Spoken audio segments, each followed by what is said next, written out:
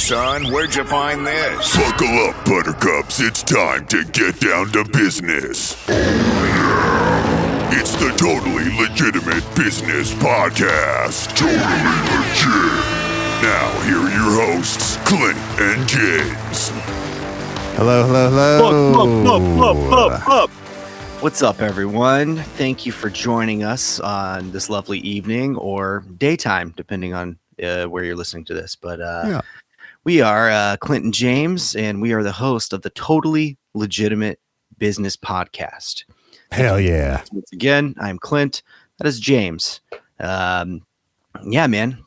Just keeping this train moving. James, how was your weekend, buddy? How'd you do anything cool? No. Not really. Just worked on stuff. But I weekends are kind of like the recoup days. I'd like to handle a lot of errands. If I handle a lot of errands, I feel accomplished on a weekday or a weekend. But my weekend was boring. I know yours was extra exciting. Why don't you tell me and the rest of the folks a little bit of something about it? A jam-packed weekend filled with fantastic Seattle Pacific Northwest metal. Played a show on Friday with my band Void Dancer. Super sick. Thanks to everybody that came out. All the bands were awesome, dude. There's a band called Blighted Eye from here that we played with. Just blew me away, dude. Like blackened tech death shit. It was awesome. La Cabra played. They were awesome. Empathos from Bellingham, Washington was just like killer. And then Veriteras, who we've played with a couple of times. They're just like super sick, like melodic death metal, like real fun shit. Yeah. Yeah, dude, that was wild. And then last night I went out to see this band called Reburied. They just released a new record. And it's fantastic, dude. For real. Like if you like brutal death metal, it's the one for sure. Love it. But yeah, dude. So my voice is wrecked. My body is wrecked. Yeah, dude, just getting this wrecked. This is your 30s. Yeah. I know, right? I'm going to take a CBD bath bomb after this shit. There you go. There you go.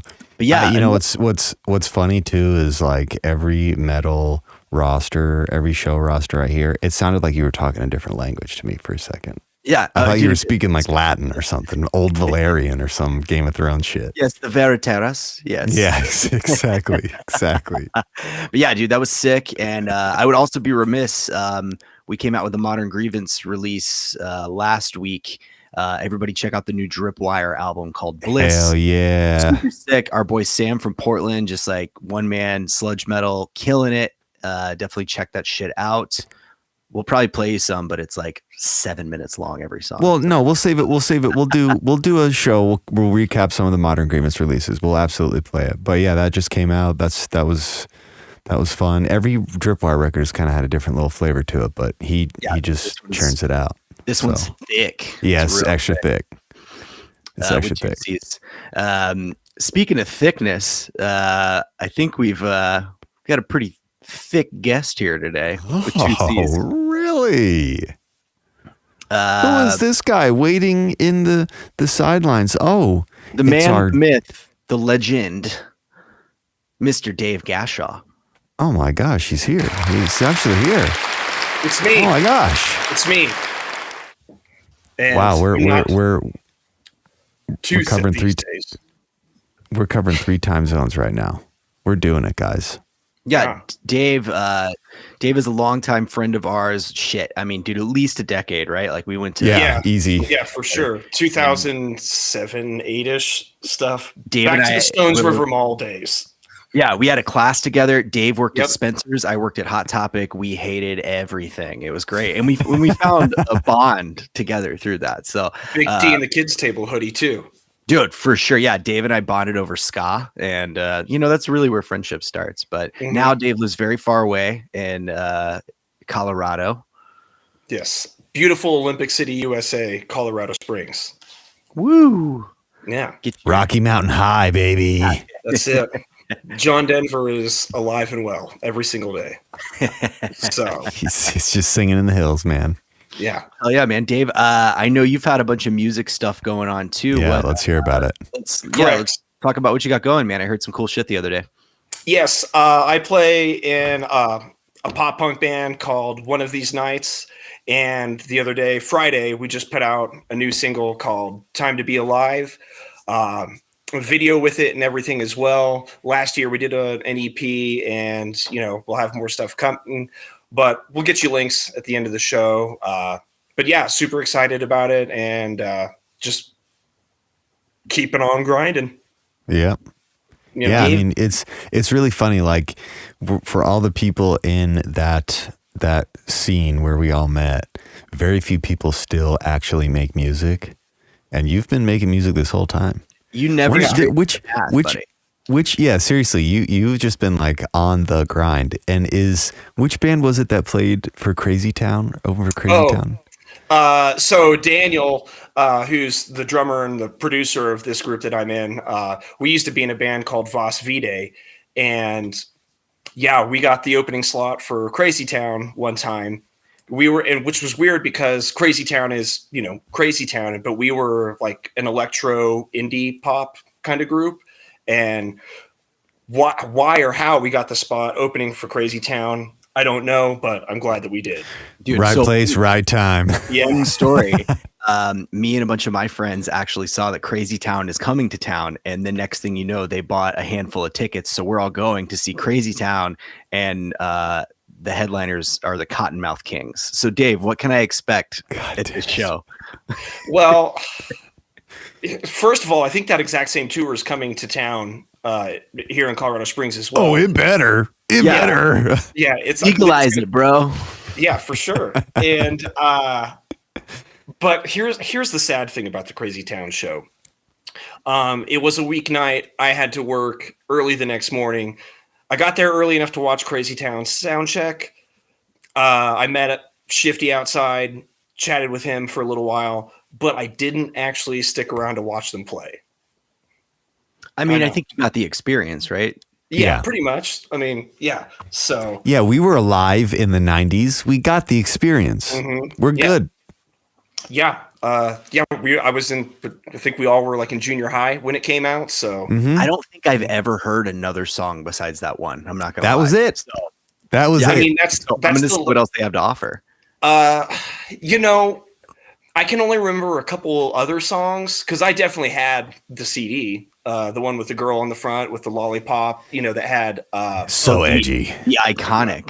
Yeah, of course. Iconic album cover. So I definitely had it, but you're right. That was the only hit, and there was a couple other songs on there. I think one of them's called "Toxic," which is what you'd expect from that era of generic new metal. So they were really ahead of their time with songs like "Toxic" and "Me Too" and, and "Rehab." So which he, that guy did Celebrity Rehab. So. Yeah, for sure. Cool.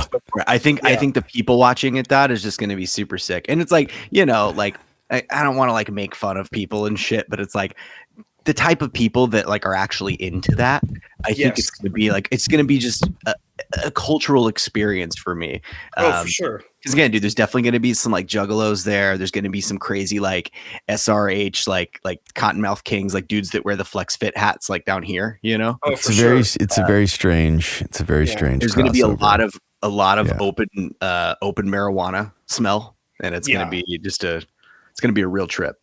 I agree, because you hit it on the head. I was going to say it's probably going to be just like a couple steps below what I imagine the gathering of the Juggalos would be like.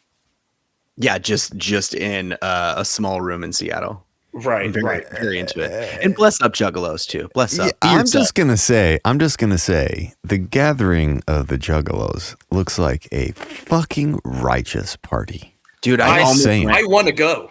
Just saying. Yeah, dude, I almost went when I was a teenager because I was like, what's the most like ridiculous thing that you could be into? Like this, like definitely ICP. I was for sure in ICP when I was like 15, 16 years old, right? Because I was like, this is the most ridiculous shit, whatever. Right. And a bunch of my like weird people I shouldn't have been hanging out with, friends were going, like, and I almost went, and my mom just like last minute, like, she was like, "You're not fucking going to that," and I am actually kind of thankful for that one time my mom like grounded me, and she's like, "You're not going," because my life would be way different if I went to the gathering of the Juggalos when I was 16 years old. And just the choices and honestly, like, dude, I would have especially done stupid, like especially at that point, that's like well before the festival was organized to like it the way it is now. It was fucking a free for all. I would have smoked something weird out of an apple and gotten Gillette from Ohio pregnant. Yep. Yes. And then my life would be totally different. And then I never would have met Dave. And I wouldn't know the story of Dave Gashaw. But maybe, what's funny to think about is maybe you would have met Dave as a juggalo and Dave would have hated you. Yeah, exactly. You would have been a customer at Spencer's. That's how I would have met you. Perfect.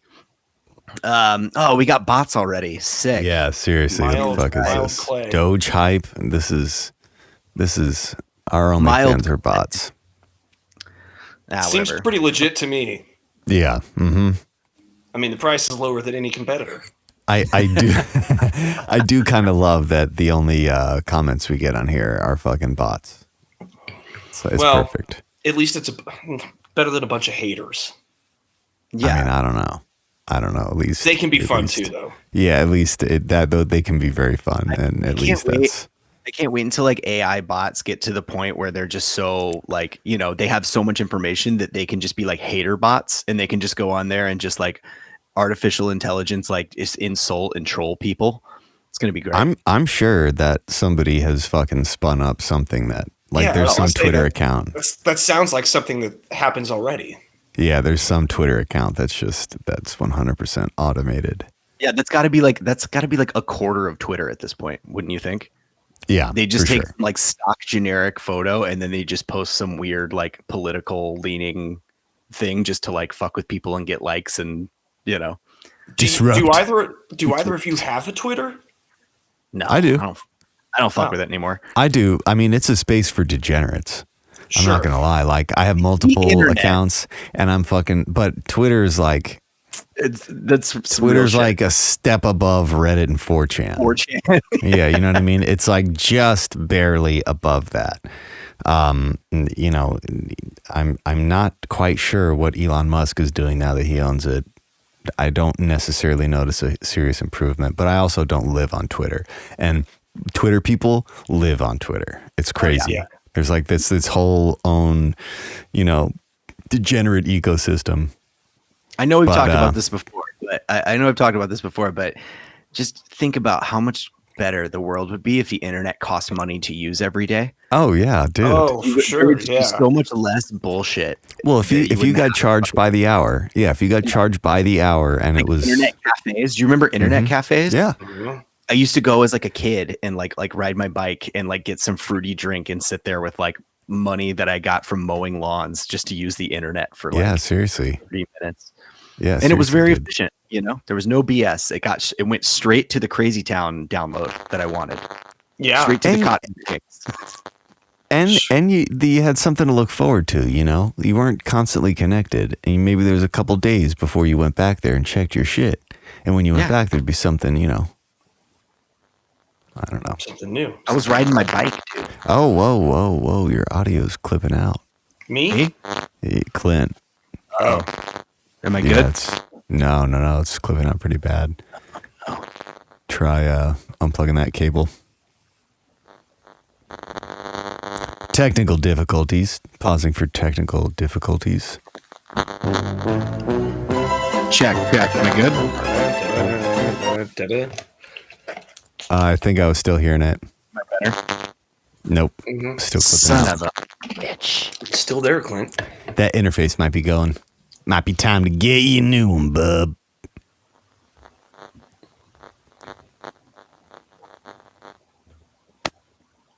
Well, while Clint fixes that, I was just curious because I've never had a Twitter, so I never had the pleasure or displeasure of messing around with it. But one of the new things, social media platforms that I have joined, and it was for one of these nights, is we set up a TikTok account, and I just have no idea what I'm doing on there.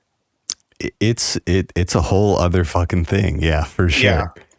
I play around with it every now and then, but usually after a couple minutes, I'm just like, forget it.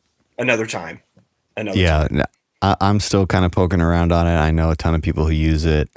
I mean, I still don't even know the depth and complexity of Instagram. I just know what I need to know. And ultimately that's how I look at all the socials, is like, can I do what I'm trying to do? I don't need to understand like the heavier hardcore analytics or settings I don't spend enough time on any of them to know expert level. Sure. Can everybody hear me? Am I bad? My clip. No, that's good. We got you. That's good. You're good. Sick. It's fixed. Back. What did I miss? Instagram? Cool. All right. Yeah. No, TikTok. He said we were talking about TikTok. Yeah. Well, I was telling him that I set one up for the band, and that now I have just no idea what I'm doing on there because let's just say it, I'm too old to be on a TikTok. Definitely. We're all too old to be on TikTok. Yeah, for sure. So if you're 30, if you're like over 30 and you're like a man and you're like, I think I'm gonna get on TikTok. Like something's weird about that. For your band, at least you have an excuse, right? For like some promotional services, but it's just like a personal TikTok. Yeah. People like, you can learn on there. I was like what? I would end up like watching like stupid shit. I'm like, car crashes, cool. Like, or like just some like shit I don't need, Well, and a lot of the videos, they seem to be so short that, for the younger kids, I don't know, I'm going to feel like a total old person saying this, but, for the younger people, just listening to some of them on their TikTok sometimes, like how fast the videos go, I'm like, no wonder, like, you all have attention deficit disorder, like, because you can only focus on something for like 3 seconds at a time.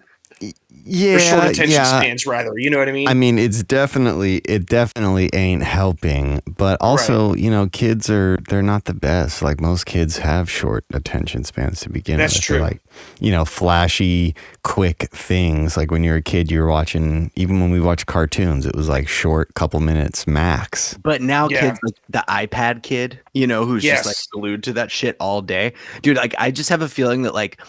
Children are going to, or like humans are going to, I would say evolve, but it's kind of like de-evolution. Like their arms are going to get shorter like T-Rexes and just have little things, and they're all just going to have ADD and like just be very like, unable to cope with social situations. It's just short little arms and just waddling around and like bend over backs. It's going to be great. They won't need to do anything. AI will do it for them. Everyone's gonna look like the Goombas from the live action Mario movie that came out in the 90s. Yeah, they were pretty stupid looking for sure. Well, isn't like texting thumb like already like a clinically recognized and thing? phone pinky? There's a bunch of things. Neck neck is for when you're like holding your phone and you like do this thing. It like puts a weird strain on your pinky, and over time it like weakens the muscles. Tech neck, which is from, being like that. The strain on our eyes, the strain on our earballs from the fucking the loudness of the things that we listen to and the proximity with which the earbuds are to our eardrums. We're fucked. We're fucked, and any generation below us is like, if they're not taking proactive steps to protect the sources of input in their body, we're all gonna be like blind and deaf. Bro, we're gonna be like newts. It's stop having children. It's time to die. Speaking of death, Dave, tell us what you do for a living. Let's hear a little bit about this before we talk about some other crazy shit. Yeah, sure. So technically I have 2 jobs, but my main primary gig is I work at a mortuary, and my main role there is I'm a crematory operator. But that's kind of a profession where if you do it, you have to wear many different hats. So I kind of do a little bit of it all. You look good in hats. You do look good in hats. What was the training like? Well, I had a bit of an advantage because I grew up in a mortuary or in a funeral home, much like on My Girl. My mom's dad was a funeral director. My dad was a funeral director. My childhood home we lived in the upstairs of a funeral home. There was just like kind of an apartment on the 2nd floor, and then on the bottom floor, the ground floor, was the actual funeral home. So I grew up around it all the time. When I was a kid, that was just kind of my weekend and summer job, was helping my dad out, whether it was, let's be honest, doing a lot of the yard work that he didn't want to do. But, then occasionally I'd have to. That's your job. That's your job. Yeah. It has to be. And then I'd start working services and whatnot with them, and like go on removals, and so I was around the funeral industry at a very young age, pretty much all of my life. And I was working a job that I hated, and I was like, I got to do something else. And then a friend suggested to me, well, why don't you just do something like that? Get back in the family business, buddy. Yeah. Yeah. Well, and see, that term always threw me off because, when I was a kid, people would always joke like, you going to take over the family business? And for me, that meant staying in my small town in Kansas of like 1,500 people and never getting out. So, of course, my response was absolutely fucking not. Much like the pop punk that we love so much, you got to get out of this town. With your that's friends, right. Yeah. And how fitting that I grew up in the Midwest too. So, it was, prime for me. So then, coming back to it when I just started hitting up funeral homes around town and got an interview, and then the rest is history, as they say. As far as the training goes, I just kind of started out as a removal tech, and then just started climbing up the ladder from there. As we were talking before the show off air, went up to Seattle and got certified to be a crematory operator. And that's, mainly what my days consist of.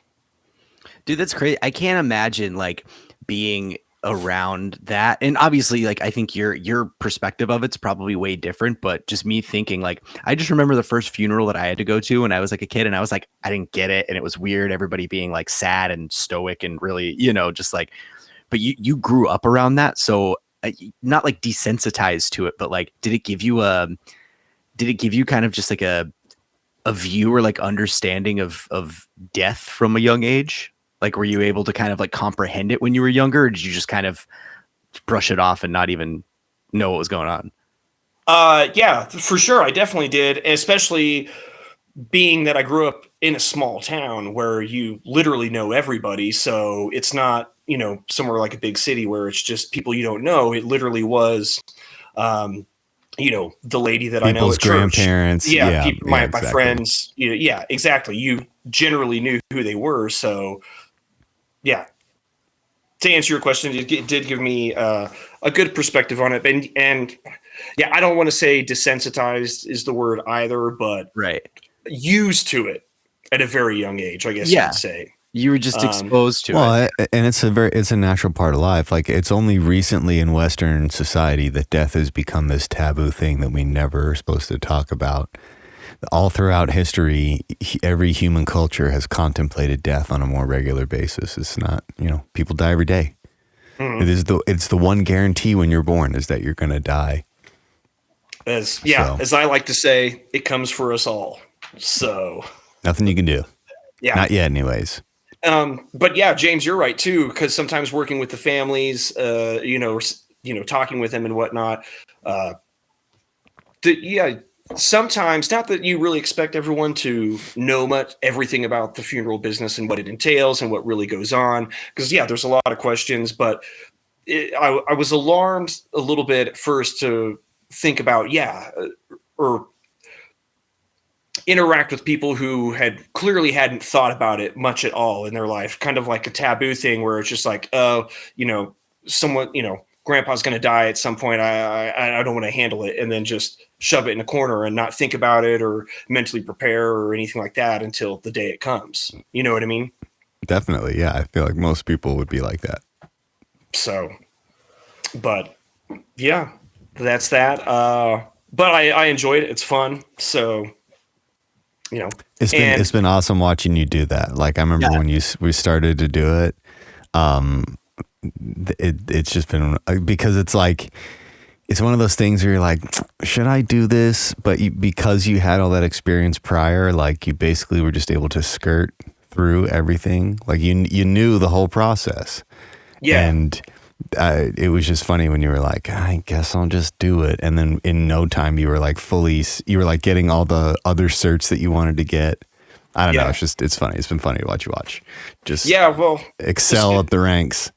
Especially when it was one of those things that never in my wildest dreams would I have thought that that's what I would have ended up doing. So, but I guess that's how it always goes pretty much. So, but it's a job and someone's got to do it. So I'm glad that I have the mental and emotional capacity to handle something like that. So you're a strong-willed individual. And to be honest, dude, like, I don't think any of us, at least on this chat right now, would thought that we would be doing exactly what we were doing like 10 years ago or so, Oh, for sure. Yeah. So, but I guess this is growing up. Yeah. There's another sweet pop. Here, wait, Clint, we're getting that staticky sound from. She's getting real pissed off. I seem like such a fucking broke asshole. It's all right.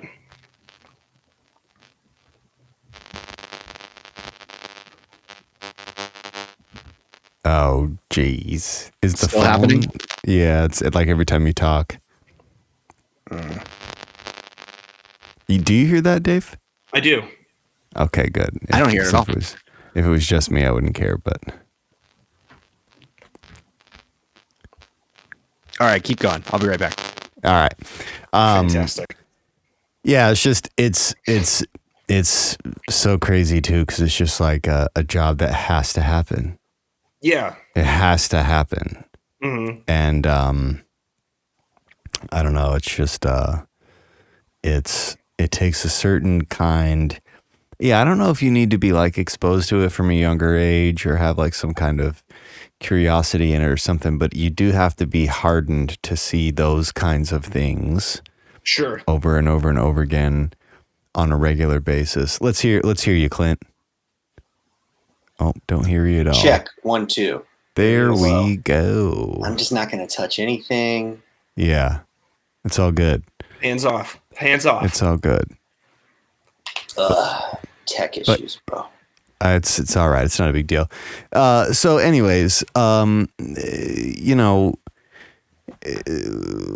don't we talk a little bit about what we really came here to Before that, I have one request, and I don't really know how this works. But Dave, when I die, can you be the one who handles me? I only trust you. Yeah, sure. I can do that. Actually, you're not the first person to request it. So I got to get in line, huh? Well, yeah. In the refrigerator. In the refrigerator, but yes, in line. That's true. So, but yeah, we can definitely make that happen. We'll talk off. Yeah, for sure. That's exactly the we'll face start working I on want. your pre-arrangements. Yeah, there you go. There you go. You're so professional. I love it. Yeah, see, it's me, and I'm not even wearing my shirt and tie. Yeah, that's why they pay you the big bucks. Well, and here's the funny thing. I don't know if people notice it. Really, when I'm out and about, I wear a clip-on tie. Hey, way to stick it to the man. Now, yeah, you're really showing them. The reason that I do it is obviously I know how to tie a tie, but if I don't have to wear it all day, I'm not going to. And if I'm in a situation where I have to take my tie off or put it back on a handful of times a day, I'm not going to want to be, doing it all. I mean, honestly, if you just wear a tuxedo shirt underneath that, yeah, you'd be fine in any scenario. Like even if you have to go to a black tie event, you just take off your top shirt. Guys, I have a confession. I'm a 34-year-old man, and I don't know how to tie a necktie. So any event that's coming up, I'm going to need somebody to spot me for that. How did you go this long without having to tie a tie? Dude, I was such like a piece of garbage for like 20 years of my life. Dude, watch a fucking YouTube video. I tried, and I just can't do it. You know what I'm saying? Like it looks like crazy on me. Can you tie your shoes? I might need if you've got a clip-on guy, Dave, I might need that because I know that there's a couple weddings coming up this year that I'm going to be involved in, and I can't look like an idiot at these. I can send you mine. I can officially retire it and send it up to you. It depends on what the color scheme of the wedding is. It's well, this tie is like blue and gray, so it's blue and gray tinged. Like, yeah, those are the main colors. So, James, I'm sensing a little bit of judgment from you, and I don't appreciate it. There's no judgment. It's just disappointment. Okay, I'm not mad. Yeah, Clint, we're not mad at you. We're just disappointed. maybe I just never had a real steady father figure in my whole life growing up who taught me how to do things like that. You okay? mean Charlie G wouldn't have told you? Charlie G lived hours away, my man. I had a string of strange that is men fair. in my life. That is fair. That is One of them fair. taught me how to hunt, though, and threw blood in my face when I shot a deer. So there's that. I can Cool. Well, you know what? He made up for it at other places. Guns, But fuck yeah. Ties, nah. No. I will come to Clint's aid just a little bit. There are a lot of different ways to tie a tie, and they can be confusing. I only know one way, but Yeah, me too. I don't know. Thank you, Dave. I know. Thank you, There. I Dave. know. You're a I real know. friend. There's. All right. All right. I'm just saying it All can right. be confusing if he watches one video about tying a Windsor and then he comes back to it and they're trying to tie a double Windsor, then forget about it. Yeah. Forget But you about know, it. the irony of all this is Dave's sticking up for me, but when he handles my arrangements, he's going to have to tie my tie for me again. So Yeah, that is fair. Yeah. Well, here's what I do when I have to when we're dressing a decedent and they have a tie. I usually put it on myself loosely and then slip it over and tie it that way. It's just the easier way. It is the easier way. And I don't even know sometimes- if I could explain to someone how to tie a tie. I definitely couldn't Oh. explain it. Yeah. Wait, what? changing your tune a little bit now there, no, not at all. I'm It's a just little saying. more difficult than you think. I don't. Huh? I can do it. That's what I'm saying. It's just I don't harder know to if I walk could- someone. Yeah, through it. I don't know if I could explain it to someone like I was tying a tie in a mirror, but I guess I tie a tie in a mirror, so whatever. Who the fuck cares? Let's talk about the government dosing people with Now- acid. God, our transitions are so professional today. I We'll love get it better so much. or We're not. killing it. It's- Our it's segues fine. are just Yeah, they're really Well, good. I have a fun story prepared. I was telling James this earlier before we came on air. I was looking up this story and I was thinking about it and I was like, is that true or not? Or am I just making it up? I looked it up. It is true. However, it doesn't have to do with the MKUltra, but I think everyone's going to get a kick out of this anyways. In 1962 in Oklahoma City at this place called the Lincoln Park Zoo, there was an elephant there, and let's just say they pushed him a little close to the edge. And he was about to break. yeah. And How is Lincoln Park spelled?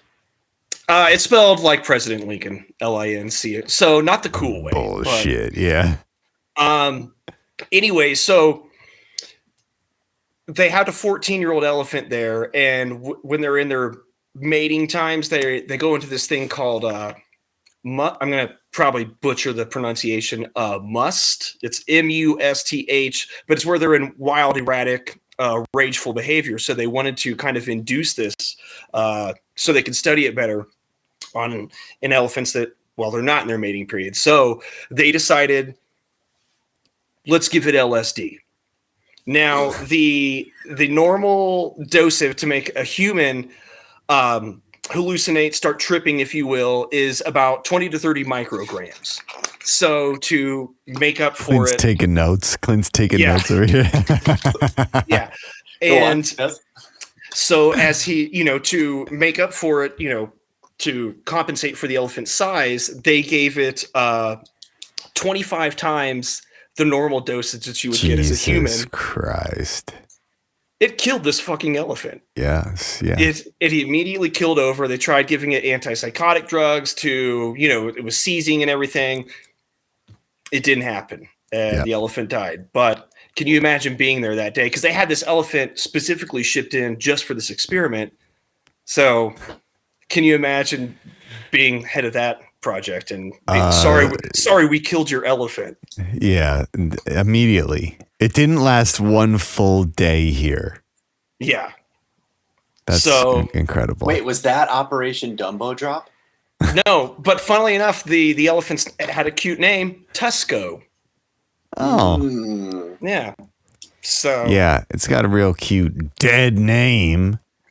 yeah. But so yeah, that was my fun little story regarding LSD, which will then use as a segue into the MKUltra, where they also did a lot of LSD just on humans.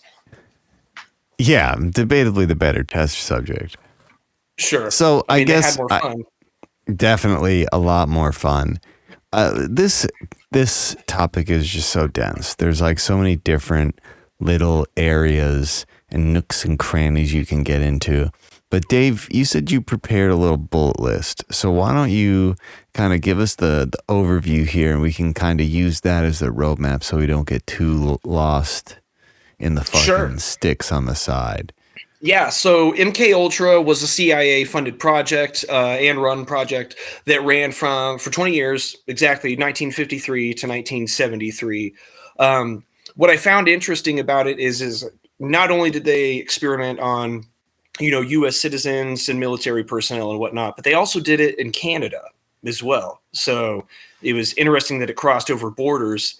Throughout the whole project, and granted, keep in mind, this is 1953 to 1973 money, but spent upwards of $25 million on the project. And it's debatable whether it was fruitful or not, because basically the whole goal was, if any of our people get captured, is there anything that we can do that will keep them airtight to where they don't give away any of our secrets? Or if we capture somebody else, is there any kind of truth serum that we can give them to where they can spill the beans? So on and so forth. Kind of at the end of it, they allegedly shut down the project because at the end, their bosses came to him. Do you have anything for us? And basically, it was just kind of like, not really. After 20 years, we really didn't find anything. So yeah. Sounds about CIA. We found out that that Dark Side of the Moon matches up with The Wizard of Oz. Yeah. Right. Essentially, yeah. And, they did it on unsuspecting victims. They did it on people who wanted to. And naturally, of course, during that time, they found out they were able to recognize the people that knew that they were going in to get trips of LSD and were like, yeah, sign me up for sure. And of course had to put the kibosh on that. Like, hey, you guys are having a little too much fun. But, yeah, a lot of unsuspecting people. And let's see here. What was another note here? So, yeah, the main guy up in Canada, Donald Ewan Cameron, they ran a facility up in Canada called the Allen Memorial Institute. And, it was, where do we even begin with some of the experiments? One of the things I thought was the most fucked up about this whole thing is they would induce comas from anywhere like a month long, anywhere up to 3 months, a medically induced coma, and then just play these tapes in loops over and over and over again, trying to. I don't know if you saw this when you were watching videos about this, but there's an amazing little TV series that came out a long time ago. It was for a show called The Fifth Estate, which is like a Canadian 60 Minutes. But yeah, that room was called the sleep room. And when the patients would walk past it, they would literally turn their backs and like scuffle along the wall opposing the door because they were so terrified of what it meant to go in that room. Like it meant you went in there and no one heard from you for a very long time when you came out. Yeah, the shit in Canada, is fucked. But what's super fucked is like, that is the one that's known. Like that's the most documented one that is known. And the CIA was doing that in a bunch of different other places, in a bunch of different other contexts, but all those documents got shredded or burned or will never come out. But the shit in Canada is pretty sinister. And that one particular doctor, Sidney Gottlieb, was the guy who was in charge of most of the United States portion of it. He was like the guy in the United States. But anyways, yeah, the Canada shit's fucked. That's like, and it's just strange. Like, how did they get looped into this? Yeah. Being that, an American thing. Yeah. And so also, that's what I mean. Like, how'd they loop where was the Canadian government? Like, were they in on it, or did they just not know? They were okay with it. Like they knew what it was. Like it was officially sanctioned. Mm-hmm. But it's like, at that point they're like mental patients, whatever. Doesn't matter. We'll do whatever to them. Military people, right? Like, is this who they would do the experiments on, right? No, mental patients. at a mental hospital? See, like, I wouldn't think that would be, I mean, obviously, yeah, because that makes sense because they obviously didn't have a lot of rights, especially back then. But it's also a lot more unpredictable because you don't know, like, it's hard to explain the wiring of their brains in the first place, right? Right. Exactly. Especially back then, you know. Yeah, so they were just fine. That's like, it was experimenting. It was lab rats.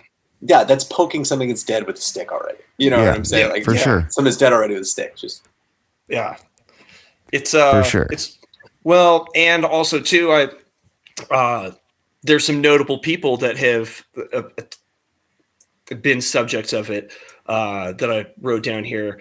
Whitey Bulger apparently was subject to weekly LSD doses when he was in prison in Atlanta. Are you a cop? Yeah. Are you a co-op? Why? Yes, I am. So yeah, they did that. Also, everyone's favorite, Uncle Charles Manson.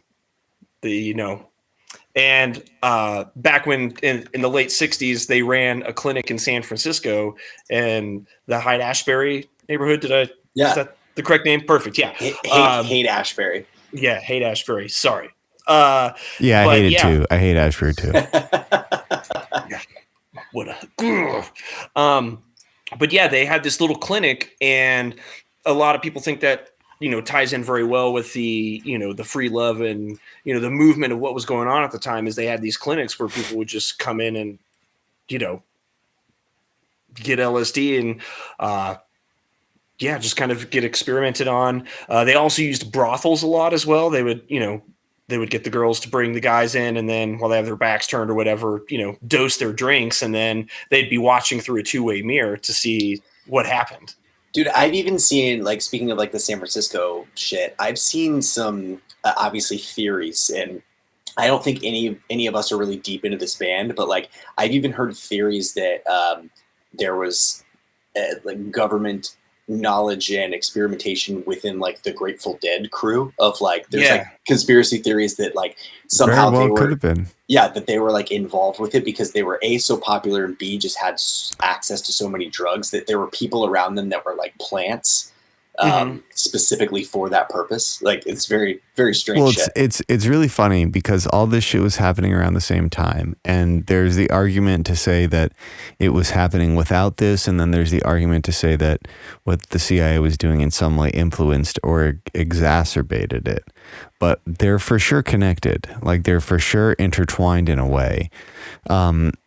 Tracing just the path of, like, even another famous person, Dave, is the Unabomber. Oh yeah, Ted Kaczynski. He was when he was at Harvard. He was in one of the MKUltra test programs as a subject, and it's possibly a reason that he became a serial killer. But or the Unabomber. But there's ties between some of the same people that were involved in the MKUltra portion of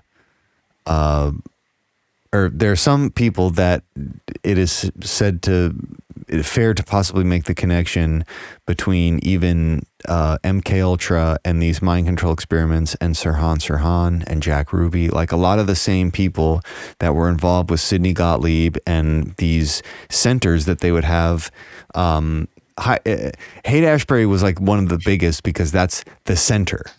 That was the epicenter of the cultural movement. The cultural zeitgeist was San Francisco. That was a big one, but they had them all over. LA, Seattle, like any major city, they were fucking doing these experiments. And there's some people who take it to an extreme and say that they were successful in what they were doing, and we witnessed it a few times in a certain number of violent crimes that occurred between the 50s, 60s, and 70s. But at a bare minimum, it is known that there was some hardcore organization, and this was a major undertaking. There's two parts of this story too that I think are kind of important because I think they get like kind of glossed over. The first one is a lot of the stuff we were doing with MKUltra were continuation of experiments that the Nazis were doing in World War II. And even, our government did that. At the end of the wars, any war we're in, we'll find the people who were doing some sinister shit and we'll say, all right, if you tell us what information you yielded from these experiments, we'll go easy on you. And you work for me now. Yeah, really. Project Paperclip, this is known. This is not even like a fucking...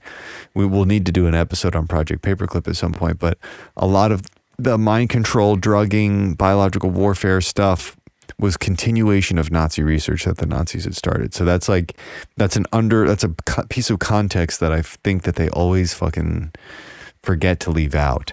It's super important. The other is Frank Olson, who they made a documentary about called Wormwood on Netflix.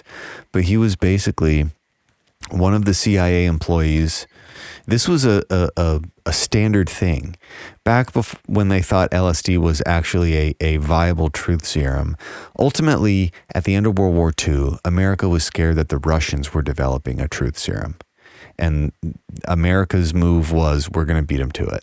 And LSD was just, gaining in popularity as this thing to be done, thing to be used to unlock your brain in certain ways. Or the CIA, if they thought you were, possibly a rat or a mole, they'd dose you with LSD and see if you'd talk about shit that you couldn't talk about. That's how they would test. It was a legitimate practice, how they would test and see if you were safe. And there's this, Frank Olson was this guy who was developing, all sorts of stuff, a chemist. They tested him. They dosed him with acid. He did not have a good experience. They became very nervous. And then he ends up falling out of a window in front of Madison Square Garden, or where Madison Square Garden is now. It's a Hotel Pennsylvania, to his death. And his family goes after it for a super long time. And ultimately it comes out that, he probably didn't fall. He was probably thrown out. And in fact, there's a CIA handbook that says if a source or agent cannot be trusted, here's the protocol. And part of the protocol is throwing somebody out a window to make it look like they jumped, make it look like they're having a psychotic break, and then throw them out the window and pretend like. But, again, the stakes are high. If people found out that, if the American public found out that the government was going around illegally dosing people, and then possibly because of this, sending people into such a fucked state of mind that they were becoming mass murderers, like Charlie Manson or Ted Kaczynski or a number of other ex-military people in the 60s and 70s that went on to kill a bunch of people, that was clearly more than just post-traumatic stress from a war zone or whatever. But I feel like those two, the Project Paperclip and the Frank Olson thing, is because those are at the very beginning, and those were in the 50s, late 40s and early 50s. And it continued with that. It was brutal. It was, I don't know what else more you have, Dave, on the bucket list, but let's see if we can get as far as we can get so we can cover as much. That was pretty much a lot of the stuff I had. You mentioned Ted Kaczynski, and, when he was at Harvard, they did a lot of experiments on him when he was a sophomore. And what I read was over 200 hours of experimentation. And who knows what that gamut was like. And plus also too, wasn't he someone that went to Harvard at a very young age? And was, a genius at math and whatever he was trying to pursue. Yeah, I think he went to Harvard at 14 or 15. I could be wrong, but if my memory serves correct, he was didn't go to college at the normal age. Are you telling me that I could have gotten paid for my college experience? Because I was definitely on acid for 200 hours at Middle Tennessee State University, and I didn't get shit. Okay. Well. You know what, Clint? The next time they send you one of those postcards in the mail asking you for a donation, asking for money, yeah. I already gave you enough. I gave you all my money. Yeah, You were the reason I had no money for years after our relationship ended. Yeah. Yeah, seriously. Yeah. What a waste of acid. But thanks for the acid, man. Yeah, exactly. Exactly. That was the true education. Use acid as the stamp on the return envelope. Yeah. Dude, I just like the mindset that you have to be in to know what you're doing to a person. Because, dude, I feel like that's one of the most evil things you could do to somebody is like dose them without them knowing. Like that's some pure Sure. Well, and like, it's you literally I fuck guess their brain. here's the thing. Here's the thing though. Getting dosed, like someone accidentally giving you a hit of acid at a music festival, that ain't that bad. You can roll with it. The You'll make CIA it strapping you naked to a chair and putting Like- half of, like way beyond a Some normal amount of acid into your Clockwork eyeball. Orange shit, Yeah, and seriously, just for got days strapped. at a time. Like the shit that they were doing was beyond sinister. It was many things that are considered and were at the time also considered fucking war crimes. Yeah. Like it's shit that you're not even allowed to do even in war, and they were doing it to, that's the thing. Is like I don't think people would be pissed off if the CIA was just magically putting a fucking drop of acid in every Nestle water bottle out there just to see how people reacted to it. That maybe that might make a real big positive change benefit. That's what happened at Woodstock '99. We all saw exactly that. Right. Well, but maybe they were probably on something else, crystal meth, But that Crazy Town pit just got out of control. Yeah, they really fucking ruined it. So be careful, Clint, when you go. Yeah. Oh, you might get dosed yourself. I'm not taking a free drink that night. That's for sure. Definitely, That's smart no man. no reason to get roofied now. You've gone this far. Right. Well, yeah, and also kind of to just piggyback, the one last note I have to piggyback on what James was saying about it just being so absolutely cruel and horrendous was at that Allen Memorial Institute, they would do electroconvulsion therapy at 30 to 40 times the normal power that they would use for its actual intended purpose. It was experimentation for experimentation's sake, except the people they were experimenting on were either unwitting subjects, military personnel, or mental patients. That's why it's so sinister and so fucked. And when they knew they were going to possibly get fucked, they shredded and burned as many documents as possible, because if the people knew what had happened to them, they would have fucking gone. It would have been like January 6th times 100. They would have fucking been killing politicians in the street. That it's crazy. I'm honestly surprised there still isn't such a big backlash, especially when you look at how well known it is. Like MKUltra has influenced so many different layers of modern popular culture and honestly, TV, movies. Like MKUltra is a known thing, but very few people are as pissed as we really should be about it. It was fucked. It was super fucking fucked. And it probably didn't stop. It probably splintered off into different types of hyper-specific research. And, we're not even getting to the part where they were researching, mind reading and remote viewing. Like that was also a part of MKUltra. They spent a lot of money and a lot of time doing researching shit here, and we'd be ignorant to think that they weren't putting some of what they yielded in practice. They don't necessarily need a Manchurian candidate; they just need obedience. And if they gleaned enough from their former Hitler or Nazi scientist research, enough to make us obey, then they would have just implemented that. They don't need us all to be Manchurian candidates. They just need us to fucking buy shit. And honestly, when I look at modern advertising, I can't help but think that some of the actual tangible information that was gleaned from the psychological experiments they did during MKUltra ultimately are just used for marketing purposes. Yeah, They're news respond to this. How they present the news, or what exactly gets presented and how it gets presented. That's what's interesting to me about MKUltra, is that it's it is intertwined into many different layers of our society, and very few people are as pissed about it as they should be, because it was fucked. I think this is safe to say. This is the darkest podcast that we've done. I don't know. Gross, right? I don't know. We've done well. It is, but see, that's the thing. Is it is gross, and you don't want to think that. Like, what's the point of living in a free and open society if it's at the risk of getting fucking? I mean, literally, people's lives were ruined.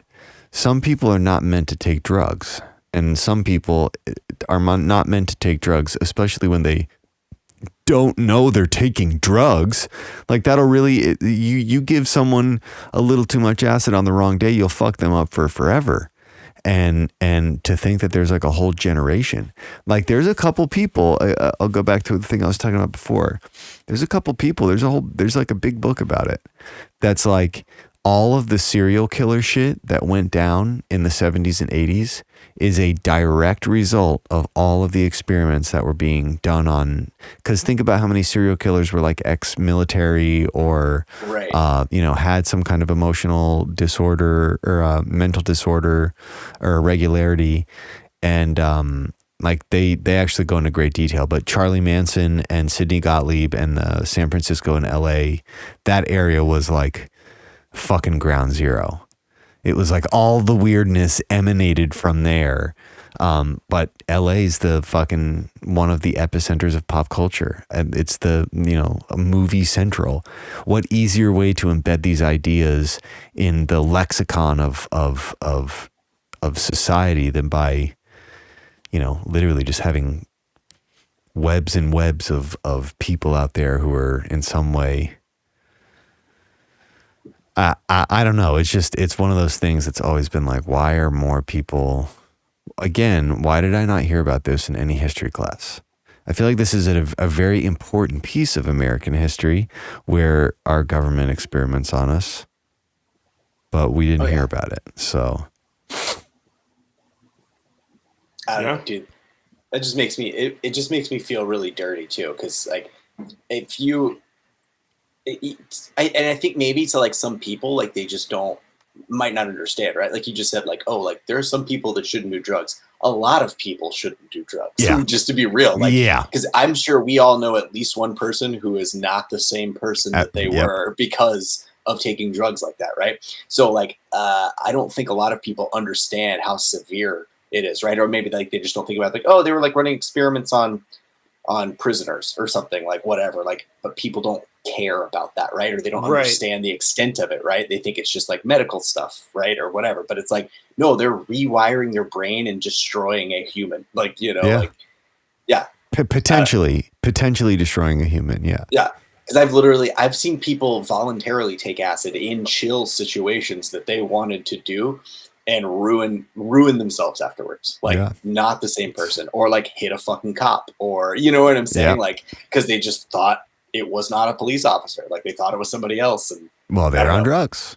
Yeah. They weren't seeing the same world we were seeing. So. And being like strapped to a chair or forced to watch anything or forced to do anything, like that's like, it's dirty. It's the darkest shit to me. Yeah. It's super dirty. And that's why they don't talk about it. That's why they destroy the documents, because they knew when they were doing it how sinister it was. But it's like that was probably the biggest and the most obnoxious, but FBI had been doing similar shit. I mean, at least with drugs, like, any person who they wanted in their pocket, they would get a videotape of them doing drugs or fucking a prostitute or something. Yeah. Like FBI was doing that. Well, as soon as that was a thing that you could do, they were doing that, and CIA does that too. I mean, that's the whole thread where Jeffrey Epstein is like, he was feeding the CIA tapes. There's this whole like thread that he was, the reason he was able to operate the way that he did is because he was helping provide blackmail to CIA by just getting people in compromised positions on film. And you see what I mean? Like it's not new or different, but it's again a thing that I think people more people should be aware of than really are aware of it. Well, dude, even like you were saying, like I've seen, now I was thinking about it, there's like parodies of it in pop culture, like all the time. Like even like everybody's seen that movie Pineapple Express, right? Like in the sure, beginning, yeah, the beginning. They give Bill Hader the joint. Illegal. They're like asking him, they're like asking him questions. He's like, no, we need to tell the world about this, man. Like he like asks him something, he's like, fuck you. And they're like, just shut it down. Yeah. Illegal. Yeah. There's a whole movie called American Ultra with Jesse Eisenberg. Oh, He's this sleeper MKUltra agent and he gets activated and it's fucked. But it's fucked. It's a fuck situation, which is why I wanted to talk about it. Because it's like the activated sleeper agent thing, like that's some straight up like that's you've seen that on like James Bond. You know what I'm saying? It kind of stemmed. There's a movie that came out called Manchurian Candidate. Pretty sure it starred Frank Sinatra and the Rat Pack. They redid it with Denzel. That's an excellent movie. That's the one I saw. I was gonna say. I love I've seen one. that one. That was one of the few Denzel. DVDs I actually owned. I love that movie, but. It's so funny because a lot of this shit started because of the popularity of that movie. Post World War II, this movie, and then they're like, oh my God, is this possible? Oh, well, if it's possible, then we have to make sure that we're coming up with something to compete it or beat them to it. It's just funny to think how like it reverse. And then all the shit that they're trying to experiment with is making its way back into the movies, and it's art imitating life, life imitating art. I don't know. It's the stupidest snake eating its own tail that I've ever had to fucking deal with in my life. But anyways, we've reached the end here. Dave, we want to thank you for coming on. Please make sure that you email me the links so I can put them in the about section of the post. Yeah, tell everybody one more time your band and where they can find your music. We're called One of These Nights, and all of our Facebook, Instagram, TikTok, all that stuff is just One of These Nights CO. Genius. Nice. He understands for Colorado. market. Yeah. So real simple, real basic, all spelled out. But yeah, James will get you the links as well. Thanks for having me. I love these conversations. Thank you for being on the darkest podcast that we've ever done. Yeah, definitely. No. Was I on the darkest podcast? The most fun, or was it the honestly. darkest podcast because of me? A little bit of both, but dude, A little bit of both, yeah. Dude, I love you, bud. You're so funny, dude. Thanks. Thank you for coming on. We'll have another one, and we'll have to out-top the darkness. We'll have to find an even more fucked subject to spend an hour talking about. It's out there for sure. Yeah, and you know what? The sad thing is, we probably don't have to look too far for it. We definitely don't. It may already be on the list. But in the meantime, I'm gonna drop acid and go listen to Dave's band. So sick. That's a great idea. I think. Let me know how that goes, because I don't know if anyone's done that yet. I'd be curious to see how that turns out. I'm gonna be a change man. You may never be the same after that. Yeah. So I don't know. You'll be humming our tunes. That's how you know you got a banger. Is when Clint's humming them on acid. Yeah, that's how you know. Yeah, that's how Taylor Swift knows. Yeah, and she would know better. Anyways. Yeah, she would know better than anybody. Anyways, we're done here. Thank you, everybody. Oh, no, never mind. Don't thank you, anybody, because nobody's watching. So, thank you. We're out of here. Clay was. Hey, why don't you go? Yeah, why don't you thank yourself? That is true. Mild Clay. Thank you. Thank you for watching and spamming me with this unsolicited ad. All right, folks. That's all. Thanks, guys. That's all. Goodbye. That's all. Love you. Bye. This has been the Totally Legitimate Business Podcast. The end. With your hosts, Clint G and James Oliva. Executive producers, Clint G and James Oliva. That's obnoxious. Sound design, mix, and master by James Oliva. Literally no one cares. For more Totally Legitimate Business, subscribe to our YouTube channel at Totally Legitimate Business or add us on TikTok at TLB Pod. When will this end? Thank you for listening. Now get back to work. Moving along,